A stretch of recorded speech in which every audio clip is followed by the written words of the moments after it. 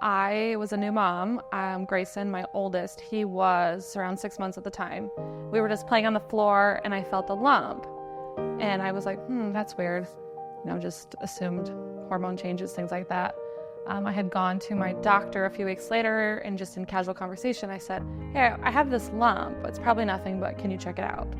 She said the same thing. It's probably nothing, but let's get it checked out. So a few days later, I'm at work and I'm just about to leave and my doctor calls and she says, are you sitting down and do you have a minute?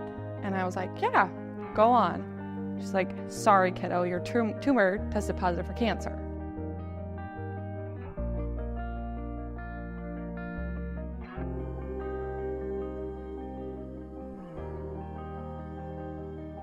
Your biggest priority and your biggest worry is, I have a son at home now. Where do we go from here? So I went to my appointments that day. They were back to back to back, which is so nice. So I go to these appointments and I see my oncologist. And at this point, the thought of chemo having any sort of effect on my future plans, I had no idea. So she sits down and she says, what are your future plans for children? And I'm like, oh, we're totally gonna have more kids. She's like, okay, if this is important to you, we will find a way. And so she laid it out there. If you want to have another baby, we have steps we have to take today. You will start chemo in the next 30 days. So we need to do all the things between now and then to keep you safe in the future. So I went to the reproductive clinic right away. We did a round of IVF, froze our embryos, and so we're doing shots and labs and all of that within a 2-week time period right after I'm diagnosed with cancer. They put me in a medical menopause so that your ovaries shut down and they're hopefully stay safe from the effects of chemo. My oncologist knew that having another baby was so important to me that she was like, we are gonna do absolutely everything. We're gonna take every single thing we can do to make this happen. So we could have gone the route where I just froze my eggs, but we went one step further. So if I had to, then we would have had an embryo to implant after everything was done.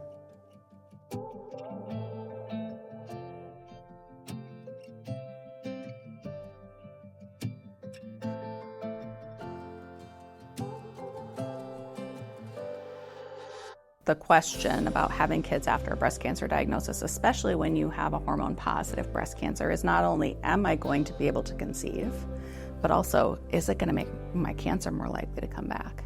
Because these hormone receptor-positive breast cancers are really stimulated by estrogen, and during pregnancy, estrogen goes up and progesterone goes up.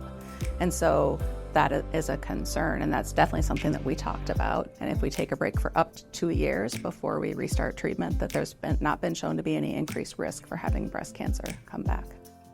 When I met with Dr. Hack at the end of my chemo, she had said, I know you're anxious to get going on your future, but you need to be on these meds for a few years. And so I was like, okay, I can do this.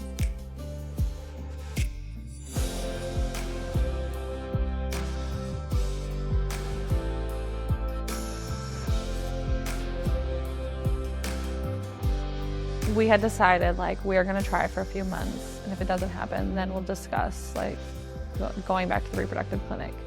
And we were so fortunate that it worked, and I went to my doctor and she was like, all right, let's do this.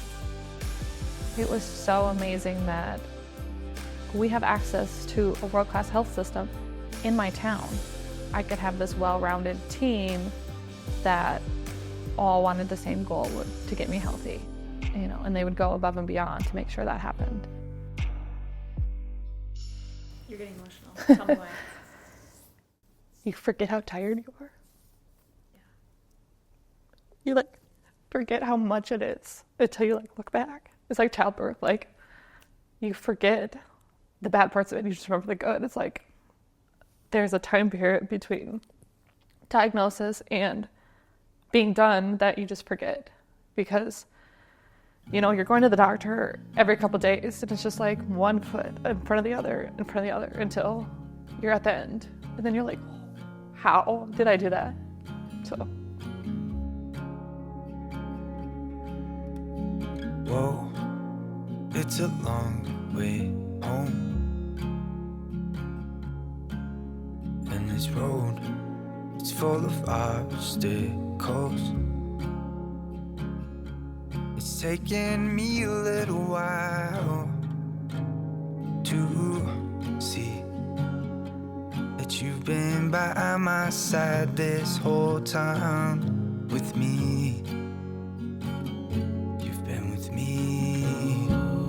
There were days I'd hear like alarms going off, and he was like, time for your meds. And so he was like setting alarms to remind me every 3 to 4 hours, take your meds. After my first chemo, I was not feeling well and I was not getting better. And he's like calling my doctor at her house, and she's answering in the middle of the night, like, this is what you need to do. And it was a lot to handle for him, and he did it so well. You're young and got your whole life in front of you, and this is just a chapter, right? It's not everything, but I don't think it's changed who we are or what we wanted to be. I think it's made us stronger together. What is your favorite thing about Mom? You like to ride your bike with Mom? What? You do? Where do you guys go?